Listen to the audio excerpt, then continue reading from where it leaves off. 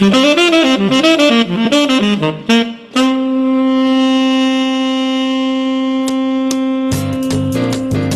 WAMU 88.5 at American University in Washington, welcome to the Politics Hour starring Tom Sherwood. I'm Kojo Nambi.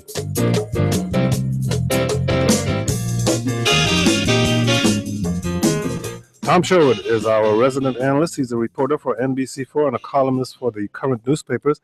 He is also our interoperability consultant.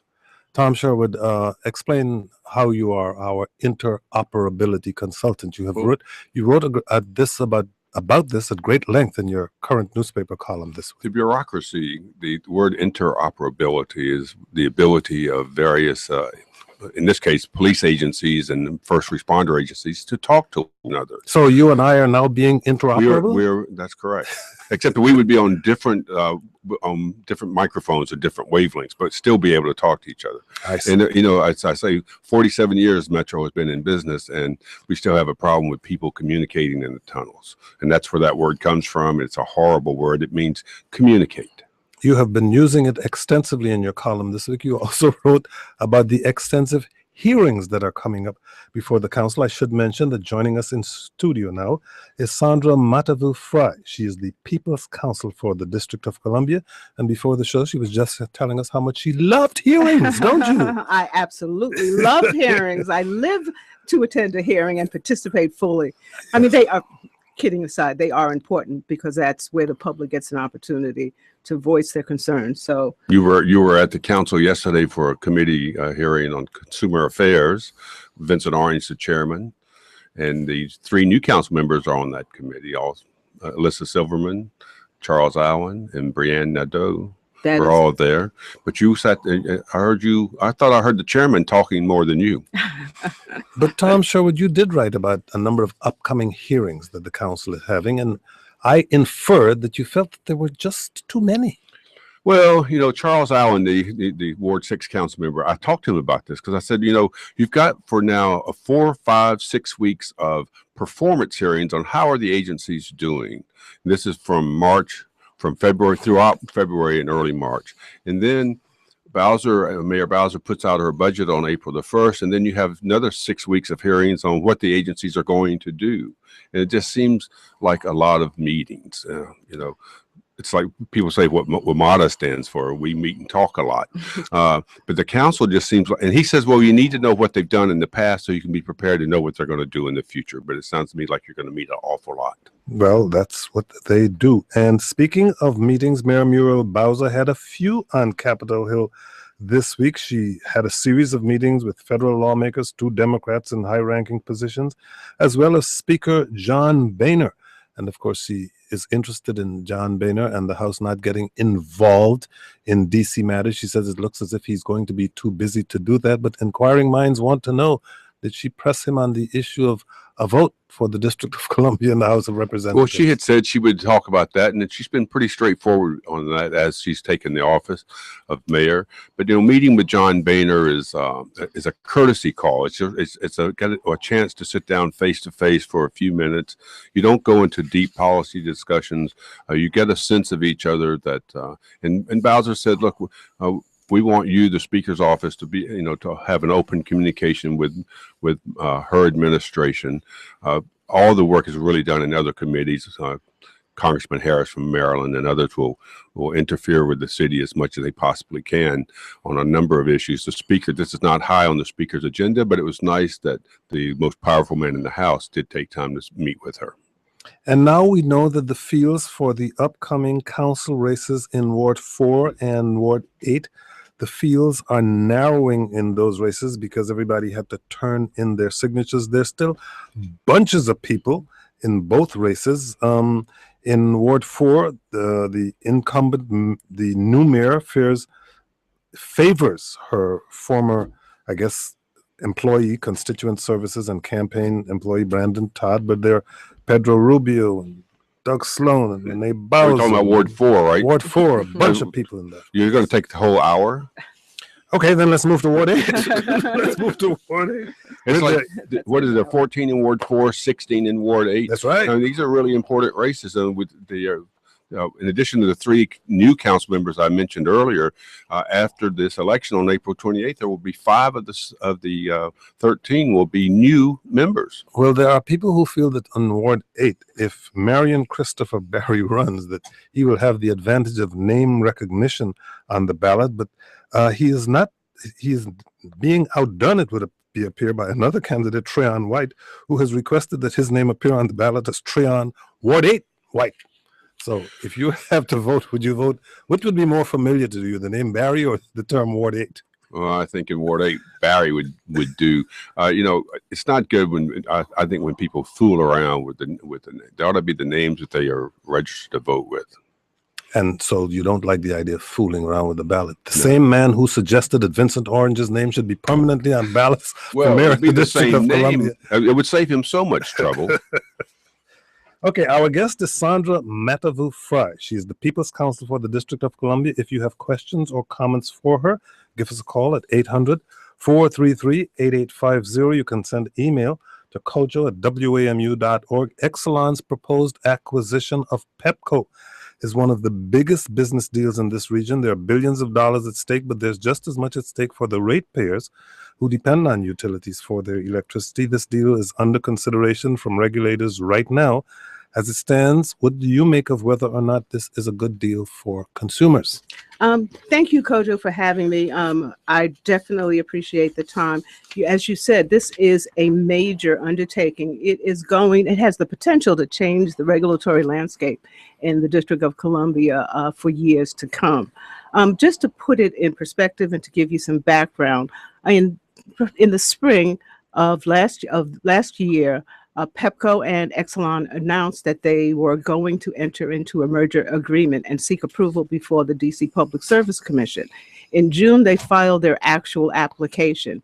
And as you mentioned, it is a $6.8 billion all-cash purchase of Pepco. And when I say Pepco, that includes 4 jurisdictions owned by PHI, which is the parent company of Pepco. I'm already lost. PHI. Exactly right. It's a big deal. It's a big deal, Tom. You're absolutely right. And for the benefit of our listeners who may not know exactly what the People's Council's responsibility is in all of this, please explain. Yes, I am by law required to represent consumers of the utility consumers of the District of Columbia. By that, I appear before the Public Service Commission. I also appear before FERC, which is the Federal Energy Regulatory Commission, and the FCC, wherever the interests of DC utility consumers are affected. If you got a problem with the utilities, the People's Council is your Festivus, to the person to whom you air your grievances. How do you know what the public thinks? I mean, you meet with all those, we just talked about bureaucracies. You meet with all those various agencies, but do you also hold routine meetings in the community? And yes, I was going to get to the second part of my responsibilities is to actually educate and inform consumers about these utility issues. And the magic part of that particular component is that not only do I get an opportunity to go out and inform consumers, to tell them, oh, Exelon has filed a rate case, or Pepco or Exelon is proposing to merge, or Pepco has filed a rate case, or Washington Gas has done something. More importantly, I get to hear what's going on in the communities, and I get to hear when they're having concerns and the types of concerns. And when I hear those, I can take those issues and actually do something with them, file a petition with the commission. Now, I know we're talking about Exelon, but just by way of example, one of the things that happened last year, a year and a half ago, we were out in the community, and we continue to hear about these providers, these electric providers that were, coming to consumers and offering them lower rates. Yep. And they were taking their offers. Sometimes there was a lot of misrepresentation. Yep. And after we heard that trend, we actually filed a petition with the Public Service Commission. And then, I'm making a long story short, as a result of that petition, we were able to enter into a settlement agreement where with the most, flagrant offender, and we got a $100,000 settlement agreement with them, which was used to assist lower income consumers. But in addition, did you stop the practice? Yes, and that was going to say, in addition, and more importantly, we were able to stop the practice. We made certain that that particular provider no longer provided service, and those customers that actually were harmed were credited back the amount of money that they paid over and above they would have paid. So Tom, that goes to, what do I do and how do I make a determination? On to your what's the public concerns about interest? the deal that would have Exelon merging with Pepco. Okay. Now, as you said, this is a big deal. It's a $6.8 billion acquisition. What I'm looking at are the impacts on what I call my 4 R's. That's rates, reliability, renewables, and regulatory oversight. Now, let's break that down a little. Rates. What you're having, as we all know, we've been in this jurisdiction for some time. Pepco has filed a series of rate cases in the last 5 or 6 years, and the commission has granted over $90 million of rate relief. My concern is that when this new company comes in, not only will there continue to be the serial rate case agenda, but that the rates will be even higher than they would have been had Pepco continued to Why? And that's the question. The reason, one of the reasons, and the primary motivating factor, and Exelon will not deny this, that they are attempting to acquire Pepco, because Pepco, they are regulated companies, they are distribution companies, and they have a firmer stream of revenue. They have guaranteed profits, is the way of saying it. Yes, Yes, because they're regulated, they have a guaranteed profit margin.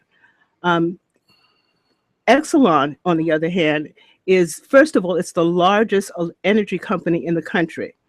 Almost 47% of its assets are nuclear assets, which are unregulated and more susceptible to financial risk. We're all familiar with nuclear plants and some of the issues that affect them. Is your concern that they are merging with Pepco in order to shore up their financial base? That's exactly the concern, and that's exactly the motivation. Now, so what's in it for us, the consumers? That's the question. That's the hot question that's the question of the day. And the commission, not only is it just a rhetorical question, but it's actually the law. In order for the application to go through, the commission must determine, the Public Service Commission must review the application and make a determination that it is in the public interest. And the Public Service Commission is a 3-member body. It's a 3-member body. Betty Ann Kane, the former council member, is the chairperson of that, chairman, I think is the right title, of the commission. She was testifying yesterday. Who are the other 2 members of the commission? They are Joanne Fort and Willie Phillips. And their decision, this panel's decision, is final. It can say yes or no to the merger. I still haven't heard what's in it for the consumer. It seemed to me there was some proposal that there'll be $1 million, almost $2 million a year in community benefits, but we're talking about billions of dollars. $2 million, pardon the expression, is peanuts. Well, that's the issue. Again, I was getting back to what the commission has to look at in terms of determining whether or not this is in the public interest. And the criteria is that there can be no harm to consumers, to the existing ratepayers, and there must be tangible benefits. As you mentioned, the applicants have come forth with a package which they say are the benefits that consumers would get. One is a $14 million customer investment in a customer payout. That translates to about $50 per consumer. That is a laughable amount in terms of a full-time, a total credit. Peanuts was the appropriate term, I guess. In contrast, the shareholders would get a $1.6 billion premium. Right. Consumers get $50 each. Shareholders getting 1.2. I'm really impressed that you can with your legal background and work you do to represent. But I think a lot of people, maybe some listening today, can get lost in all. And even I think Vincent Orange, the chairman of the council, said there are 2 issues here. There's one is the regulatory scheme that you have to follow to get this merger done or not done, and then there's this kind of court of public opinion of people who are worried that their rates will go up faster than they have, that B, Pepco will not continue or will not do a better job of avoiding outages, that C, the underground $1 billion plan that Mayor Gray started for underground wiring will maybe not be as fast or as good. I mean, the consumers are the ones who are going to be hurt or benefit from this, and I haven't yet to hear why it should be done. And that is the question, and that is the question that I've raised. But how does it get answered? What's the timetable? You had this hearing. The PEPCO, we've had all these announcements for hearings and community meetings.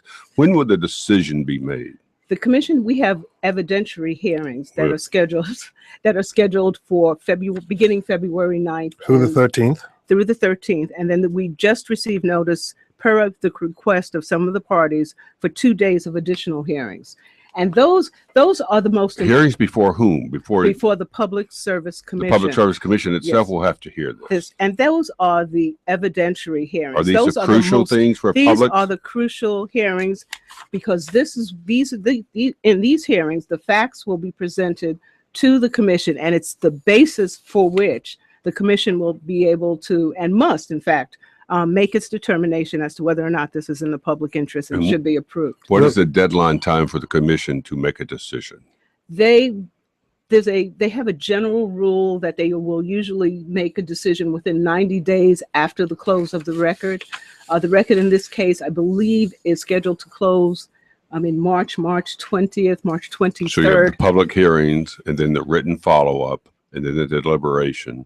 And are you involved when the Public Service Commission meets, or are you out at that moment? Everyone's out, and just the 3 members and their staffs. Yes, that's correct. It's the 3 members after we have the hearings, the trial type hearings. The commission will then take the information and review it and make a determination based upon that. Do you want to? Let me ask you a direct question. Do you want to block this merger, or do you want to modify it? Twofold. And I guess the second is I would have to block the merger as filed. So then that gets to now, if the real question that you're asking me is, can it be modified so that it would be palatable and it would provide tangible benefits to consumers? I don't want to foreclose that as an option. I think that it's possible, but that then throws the ball back into the court of the applicants. They would have to come to the table with things that are actually measurable benefits, some that are, equatable with the benefits that are being provided to shareholders. But the deal that you see on the table now is a deal that you would think is unacceptable for the people you represent, consumers in the District of Columbia. It is absolutely unacceptable. Our guest is Sandra Mattavous-Frye. She is the People's Counsel for the District of Columbia. We take your calls at 800-433-8850. You can go to our website, kojoshow.org, where you can watch a live stream of this broadcast and ask questions or make comments, or send us a tweet at Kojo Show or email to kojo@wamu.org. But this is a deal that involves several jurisdictions, the Public Service Commissions or equivalents thereof in Maryland, Delaware, New Jersey, and the district all have to approve of it. What happens if 3 of them approve and 1, like the district, doesn't? We were told from the very beginning that the applicants will require approval in all 4 jurisdictions. So you can block this whole thing. We could block it, or any of the other, this jurisdiction could block it. Yes. Or what's the handicapping in the other jurisdictions in Delaware? Maryland is some concern in Maryland, right? Yep. Well, let me start. And in New Jersey, the 4 jurisdictions, New Jersey. I know as a lawyer, you don't like all these peppery questions. We don't give you time to answer them, but we're just looking for headlines. And I'm afraid of headlines. But let me just give you some factual background or status update. In New Jersey, there is a settlement agreement. Some of the parties have entered into a settlement agreement with the Public Service Commission in Maryland. That is Ace Electric, and I don't know when that commission will make a decision. I would say that the proposal that was presented to the New Jersey Commission is higher, better than the flat proposal that has been presented to DC. So it was similar. So they negotiated up. Well, isn't this? I mean, I was the head of the union at the Post for 2 years, and the company would come in with a horrible proposal, and we would come with an outlandish proposal, and didn't work it out. In this case, is this the opening shot from Exelon, and that they fully expect to sweeten the deal in order to get you to say it's a good deal? I can't speak for Exelon. I would assume that it was an opening deal, particularly as evidenced by the fact that they were able to and did negotiate a better package in New Jersey. So yes, I anticipate that there Or they will be a were able to second offer. negotiate a better package in New Jersey. Yes. You have said last year that you've got concerns about the risk this deal poses for reliability, for rates, and renewables. How do you measure those risks? Well, I'm looking at one again. Listen, I mentioned rates and just making certain that there is not a an increase in the number or frequency of rates. What I've asked for is a rate moratorium. So in other words, I'm saying that if they're coming in and again they're offering us $50 or whatever the amount becomes, I don't want to be in a situation where we take that and then a year later, 6 months later, they file a rate case and they take it all back. So that's the first one. In terms of reliability, and we all know that reliability has been a major issue for the District of Columbia with all of the outages and everything else that we've endured.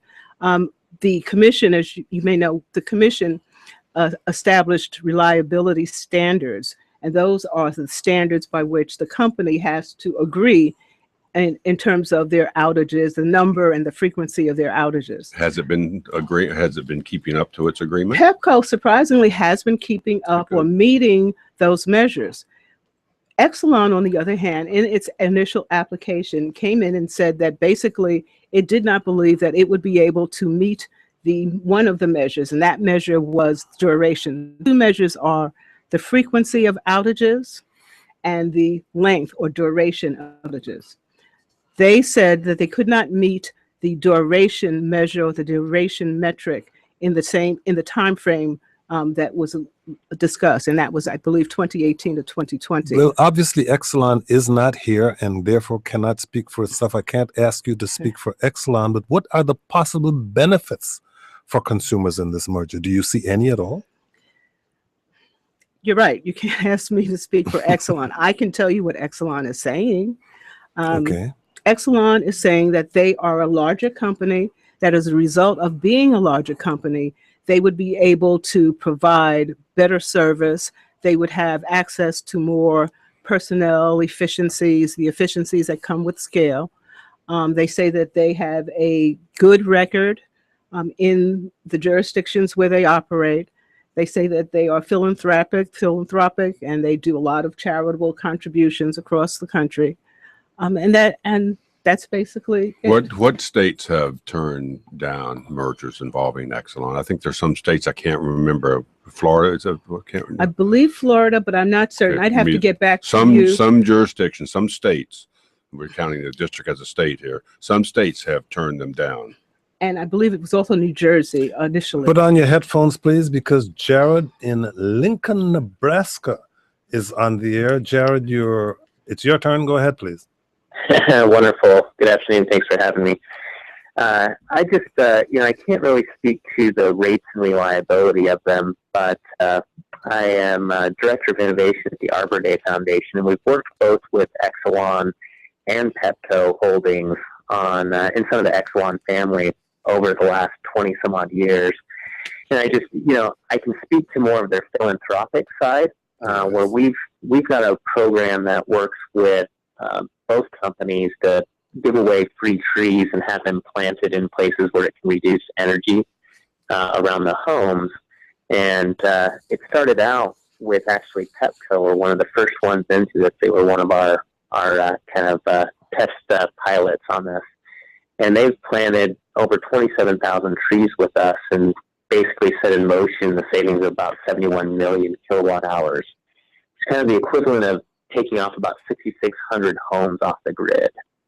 And that was both Exelon and PEPCO in cooperation with you? No, so it started with PEPCO, and then it went to Delmarva and ACE, which are part of the PEPCO holding side. But then one of the second movers into it was BG&E out of Baltimore, which is part of the Exelon family. They were one of our second movers into it. And then PECO, they have a practice of kind of sharing best practices. I raised that because that is one of the major concerns about Exelon in this region. And Sandra Mattavous-Frye, what do you make of the view of some environmentalists that they're expressing that sustainability is a threat to Exelon's core business because Exelon's core business is selling electricity? And that is a major issue. And it goes to, philosophically, the internal conflict between having a generating company and a distribution company who doesn't sell. Exelon is a has generating company, generate- Pepco is a distributing company. is a distribution company, so that they don't have a generating company, and particularly one of that magnitude, who has so much of its assets, in generation. They don't have an incentive to encourage renewables and sustainability because it cuts against their ability to sell electricity. And so it's viewed and legitimately a legitimate concern in terms of the district, because the district is really in the forefront of sustainability initiatives. It's one of the top cities for LEED certification from gold and platinum. It is the city we have the highest density of solar penetration, and that's because we're small and we have. And we have Casey Trees planting the trees for us, and you hear, along with the DDOT. But you hear people. Jared saying that an Exelon affiliated company has also been in the business of planting trees. Jared, thank you for your call. And go ahead, please. It's true. Exelon does have a large saturation of distributed generation via solar and wind, but it's all utility owned, as opposed to, and the concern in the district, particularly from the environmentalists, is that whether or not they will be willing to promote independently owned solar, independent distributed generation microgrids. Here now is George in Washington, D.C. George, you're on the air. Go ahead, please. Well, thank you so much. Delighted for the opportunity. I apologize, I'm in a bad cell area, but I am calling in to certainly weigh in support of the merger. I serve as president and CEO of Greater Washington Urban League, and in fact, my office is in Ward 1. And Ward 1 has been probably one of the places where the reliability has been an issue. I know that is one of the commitments that Pepco and Exelon have certainly made with regard to addressing that. So, I'm encouraged by that. That's one of the main reasons I'm supporting the merger. And, as I said, just wanted to weigh in. And you're supporting the merger. You don't have any concerns that you heard expressed here by the People's Council. Do you share any of those concerns? Well, I've been on the line for maybe a minute or so. I heard some of the concerns. I'm not, certainly arguing against any of the concerns. I'm just weighing in terms of my support of the merger. So that's, I'll kind of leave it there. But George, no, don't leave yet. This is Tom Sherwood. Has Pepco been a supporter of the Urban League? Pepco's been a long-term supporter of the Urban League, as many other, certainly organizations as well. So their philanthropy, I think you're certainly well aware of their philanthropy, and so that's not a hidden issue with us. I don't believe anybody else. Right. Questions always arise from organizations, groups, individuals, people, clubs who are involved in various issues and supporting. So I appreciate your calling in. It was good. Thank you very much for your call. John, we move on to you. Harry in Washington, D.C. Harry, you're on the air. Go ahead, please. Yes, hi, Kojo. Can you hear me? I can hear you, Harry. Yes, hi, and hi, Tom and Madam Counsel. I'm Harry Wingo, president of the D.C. Chamber of Commerce. Hi, Harry. How are you? I'm doing well, ma'am. And as you know, I've testified in support of the merger, and I understand that there are concerns, and I commend you and the rest of the team that is looking at making sure that it's in the public interest. And we have members large and small. Pepco is one of our members. But I am looking at the scale, the issues that you covered, and including their commitment to things like smart grid technology. And if you look at what they've done in other jurisdictions, it's my feeling that this merger would be in the public interest, and I think definitely in the business interest. I think what they can bring to bear for the city would be helpful. Mr. Wingo, what could Pepco do with Exelon as its owner that it cannot do now as Pepco? Well, that's a great question, Tom. Some of the things would be, again, looking at continuing DC plug, which is the undergrounding, but applying, from other jurisdictions and the combined knowledge that a company like Exelon has, and bringing that to just take it to another level. I mean, Pepco doesn't understand how to do the $1 billion project it agreed to with Mayor Gray to do underground lines. I'm not saying that. I'm saying it would be augmented. Of course, they are very capable, but again, it goes to scale and to resources. And as we know, this is complicated stuff. The electricity grid, as well as generation and the different assets again, the scale, and they're looking at it, but there are also mechanisms in place, the Public Service Commission, and through the rate process to make sure that the public interest is kept in mind. But as you know, speaking on behalf of the businesses for the city, I see a benefit here. I think that's the concern that I've heard from individuals, and then of course there are advocates all over the place, is that this is a big business deal that solidifies Exelon. It doesn't necessarily, there might be some tangible benefits for the customer, the consumer, the person who needs the power, but this is a big business deal. And we've heard from People's Counsel. You agree with that at this moment? That's the driving force. They're not doing this because they want to help more people, but they want to improve their business. And then they said they can help more people by improving their business. And I do have to underscore that all three of the people we've heard from are people who have received donations from PEPCO in one way or another, either by being a member of the Chamber of Commerce or by, in the case of the Urban League, receiving actual donations from them. We're running out of time very quickly. But in Virginia, there's legislation moving that would allow a different utility, Dominion Power, to shield some of its books from public view. This is information that the company uses that is used to make determinations about rate increases or refunds. Have you had time to look at that, or any thoughts about what's going on there? I have not, Kojo, and I wouldn't want to speculate. Let me rephrase the question then. Mr. Transparency. You as the People's Counsel, are you getting all of the information and cooperation that you require in order to represent the citizens? Yes, we are. I have no concern with the ability to receive information. Do we have time to ask her about Antioch Law School? No, we don't. We're out of time. But can I say what I think are minimum benefits that we need to have, and they're generic, but there must be a commitment to meet the Commission's EQS, the reliability standards. And as I mentioned, I need rate protection. I would prefer it in the form of a moratorium on rates. And I need a commitment and an enforceable commitment not to impede the progress in terms of sustainability and renewable achievements in the district, and some other basic protections in terms of jobs particularly in Ward 7 and 8, where we have high employment, training programs, or scholarships at the educational institution in the District of Columbia. So those are sort of the minimum. Just some of the things that Sandra Mattavous-Frye will be looking for in this deal. She is the People's Counsel for the District of Columbia. Thank you very much for joining us. Thank you for having me. Tom Sherwood is our resident analyst and our interoperability consultant. He's a reporter for NBC4 and a columnist for the current newspapers. Coming up, George Leventhal. He is the president of the Montgomery County Council. He's a Democrat who holds an at-large seat, so you could start calling for him now, 800-433-8850. Tom Sherwood, could the McDonald's be getting off the hook in the Commonwealth of Virginia? They have appealed. The court has ruled that Governor Bob McDonnell can stay out of prison while his appeals are going forward, and that has led to some speculation that the court considers that he may be able to walk away from all of this.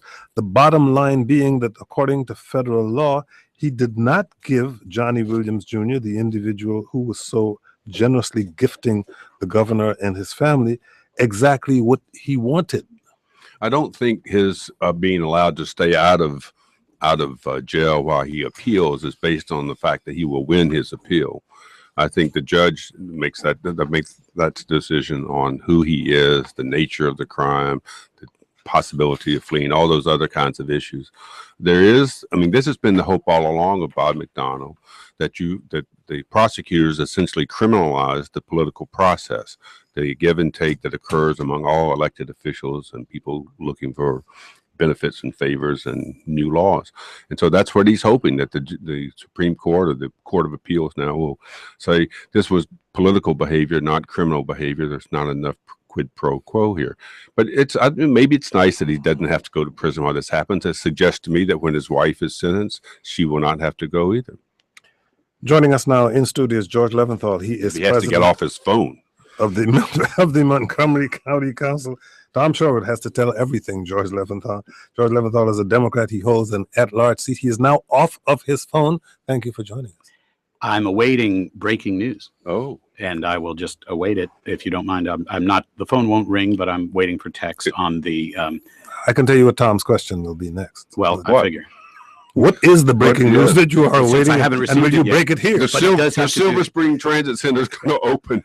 Well, no, it does have to do with the superintendent of schools. Is he quitting? I He's haven't out. See, that's the first. I haven't topic. received the breaking news yet. I would That's- never be here's- disrespectful to That's you, the Kojo. first topic I wanted to ask about figured. because there seems to be uncertainty over school superintendent Joshua Starr. It is unclear. The uncertainty appears to be imminently going to be dispelled.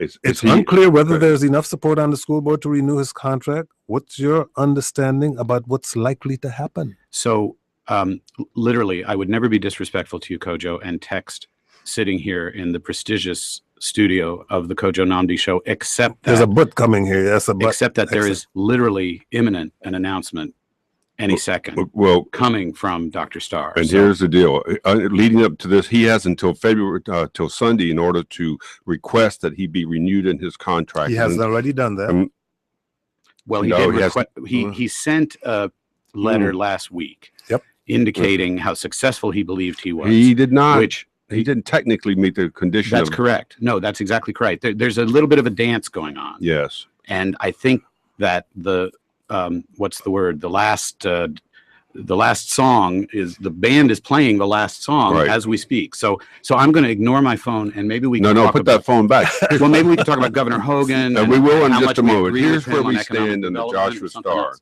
Yeah. Came in 2011, 4-year contract deal.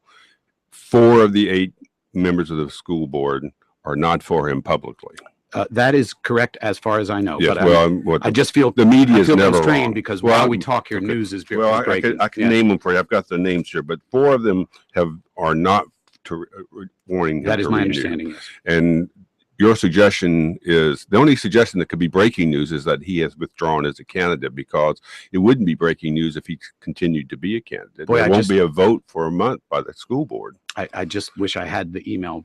Okay. But I don't Can have I it yet. tweet right now? Yeah. Joshua Starr is out as I superintendent haven't of announced Montgomery that County. yet, but I believe an announcement is imminent. Okay. He doesn't want you texting. He's I've willing to already do written some it here. I just have tweeting to hit and- the yeah. push button. But he's a texting him. journalist. You know, I'm a Let's- talker. I get paid to Let's talk about the school system as a whole. Uh-huh. There's some people who will say, if it ain't broke, don't fix it. What's broke? You know what? Look, let me say this. We have arguably the best public schools in the entire United States, and there's many, many national rankings that put Montgomery County in, if not in the very top, certainly in the top 3 or 4. And this is a personnel matter, and I have not opined, and I honestly am agnostic on the question. It is a decision before the Board of Education. If they decide to go in a new direction, that's a personnel decision that is within their rights to make, and there will be abundant talent lining up to serve at the helm of this prestigious school system. Our quality of life in Montgomery County is very high. We're at the doorstep of the nation's capital. There's a lot of attention for an ambitious leader in education. The Montgomery County Public School Superintendent job is a highly desirable assignment. So I'm very confident that whatever the announcement is that I still haven't received, Montgomery County Public Schools are still going to be among the greatest in Your America. colleague Roger Berliner has said that the board has a right to evaluate whether it's appropriate to keep Starr on board, but it's also obligated to offer a candid public explanation for how it decides to go about it. To what degree do you feel the board has done an adequate job of explaining where it feels he may be coming up short? Which is why I raised the question if it ain't broke. I mean, my very good friend Roger Berliner and I actually don't see eye to eye on that. My view is that this is a management decision, and that Dr. Starr is a highly capable educator, and that he has had a distinguished career, and that he'll continue to have a distinguished career. And that's about all people are really honestly entitled to. I mean, God forbid either of you ever come to a parting of ways with your employer, but I don't think you would want your employer to issue a detailed bill of particulars about, he didn't show up for work one time, and he got on my nerves some other time. And so Roger and I, although we're very good friends and we agree on almost everything, I don't agree with that statement that the public is entitled to a bill of particulars as to why the Board of Education may choose a parting of the ways. I don't think we need a bill of particulars, because I think Dr. Starr will do very well in the balance of his career, and we wish him well. And I don't think that he should. I don't think we should have dirty laundry aired on a personnel matter. Well, check your phone again while I ask you this.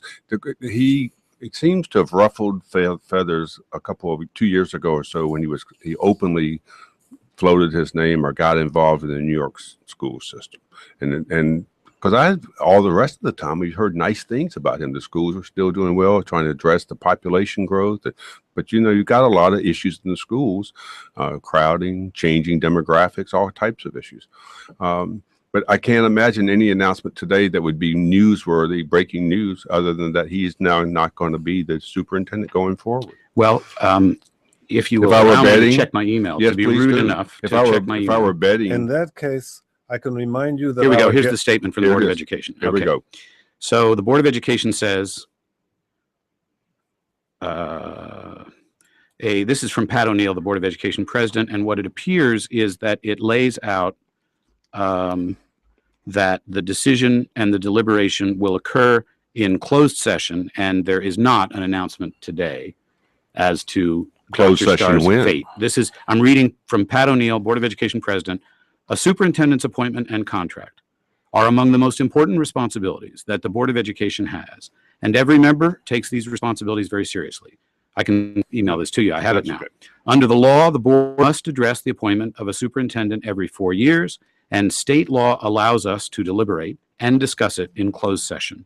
Out of respect for the process and the superintendent, we believe that is the best course. When is this? The board will notify the public Oh. of steps in this process as they are decided, and actions that must be taken publicly will, of course, be conducted in an open session. So the bottom line is what my good friend Pat O'Neill is saying is, please respect that this is a personnel matter, that you're talking about an individual's career, and let's try, if we can, to ratchet down some of the speculation and the intensity. That's the imminent statement that I've been waiting for, and I understand that, and I agree with it. This is a personnel matter, and we're talking about an individual's career. Our guest is George Leventhal. He's president of the Montgomery County Council. He's a Democrat who holds an at-large seat. Please don your headphones because Carla in Silver Spring, Maryland, has a question about schools that doesn't have to do with the superintendent. Carla, your turn.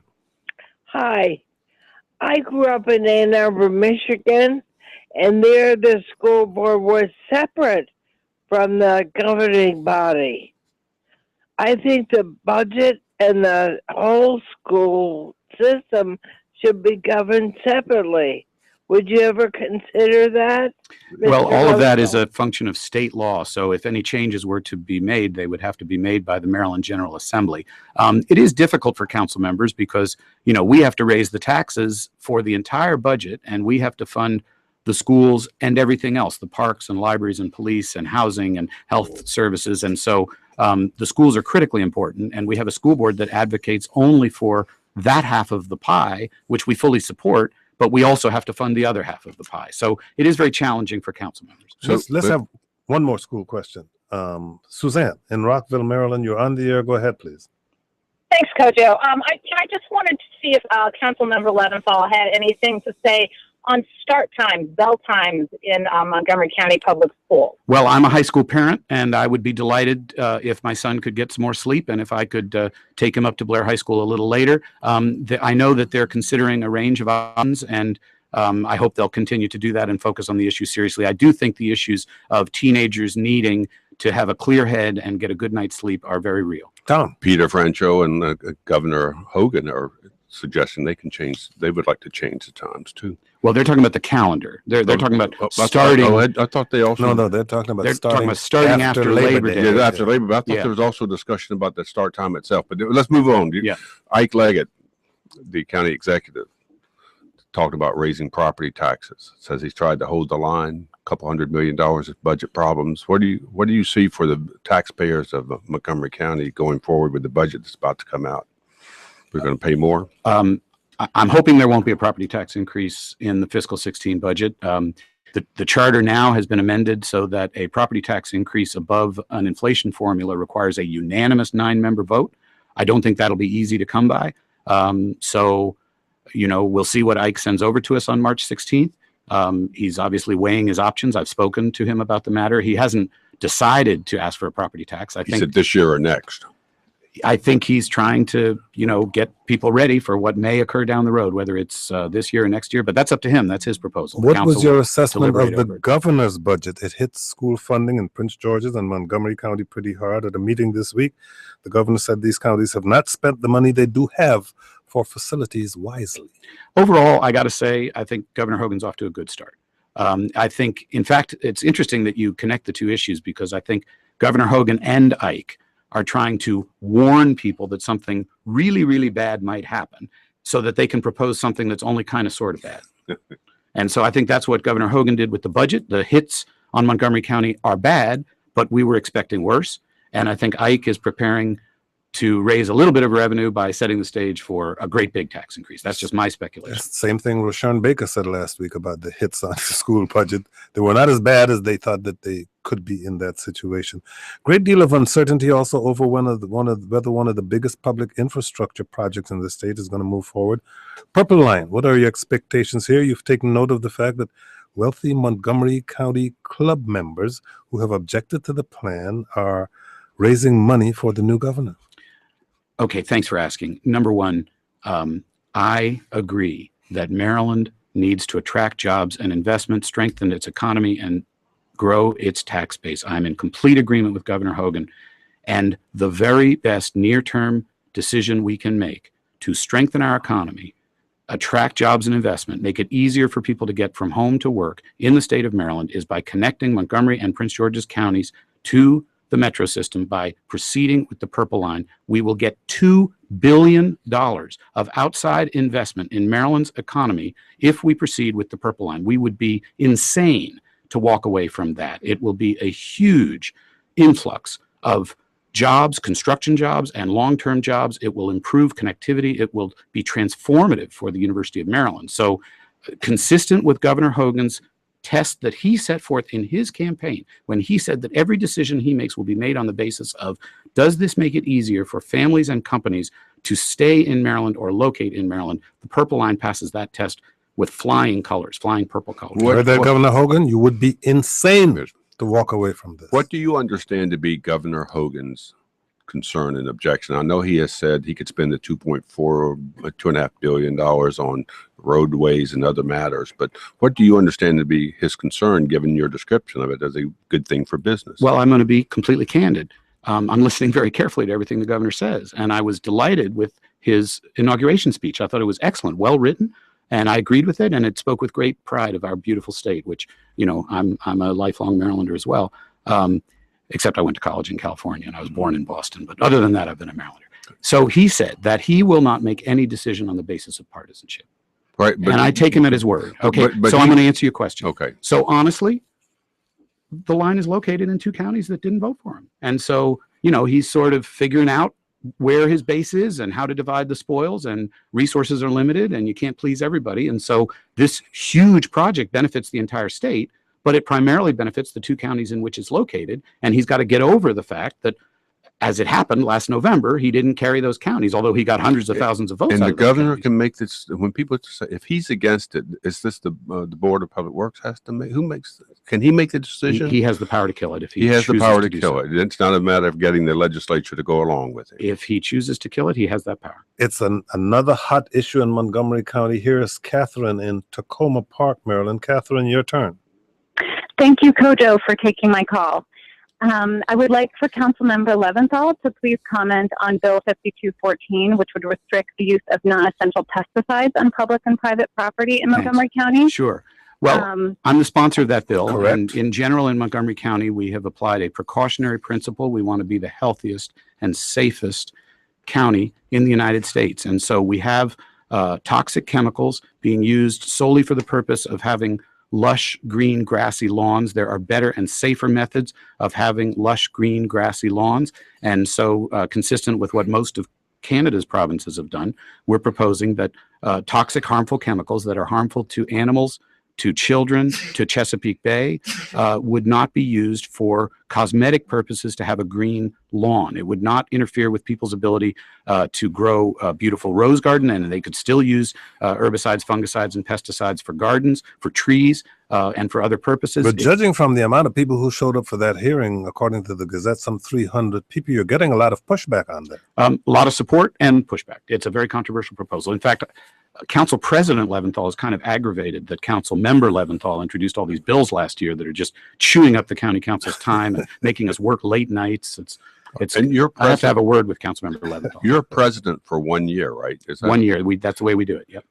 it seems like not a very smart thing to do. By the time you get in and have to manage things, you're out. There's no.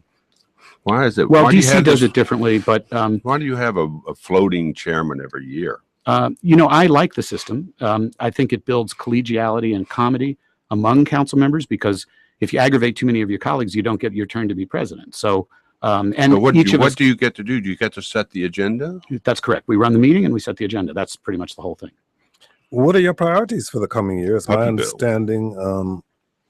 Well, my priorities are to, consistent with Governor Hogan's message, do what we can to strengthen our economy and attract jobs and investment. What does that mean, though? Well, I hate to be redundant, but in the near term, we got to invest in our transportation infrastructure. We got to protect our public schools. These are the assets that make an economy strong. Ike Leggett's budget, he's concerned about closing the gap. What would you do to close the gap? I think the budget always looks worse in March than it does in May. We're going to balance this budget this year, just as we always have. And the conversation begins when the executive sends us his budget on March 16th, because he has access to the revenue estimates that we haven't seen yet. So I'm not going to lay out Only my got about budget 40 yet. seconds left. And Linda in Gaithersburg, we don't have time to get you on, Linda, but Linda wants you to know, asks what is your opinion of the Pepco-Exelon merger, considering their bad track record on environmental protection. I guess she means Exelon. Well, once again, that's going to be a judgment made by the Public Service Commission, not the County Council. I don't get a vote on that. We all want Pepco to be held to the strictest standards, not only on environmental protection, but also on customer service and avoiding outages. George Leventhal, he's the president of the Montgomery County Council. He's a Democrat who holds an at-large seat. Thank you so much for joining us. It was a great pleasure. Thanks for inviting me. Tom Sherwood, he's our interoperability consultant. He's a resident analyst here and a reporter for NBC4 and a columnist for the current newspaper. I want to hear more about the puppy bill. Thank you all for listening. I'm Kojo Nandi. Coming up Monday on the Kojo Nandi Show, a week of special broadcasts live from Capitol Hill. Roll call and the Folger Shakespeare Library. It's Kojo at the Capitol. First up, how cameras inform and mislead us about the inner workings of Congress, plus the debt today's political rhetoric owes to William Shakespeare. The Kojo Nandi Show, noon till 2 Monday on WAMU 88.5 and streaming at kojoshow.org.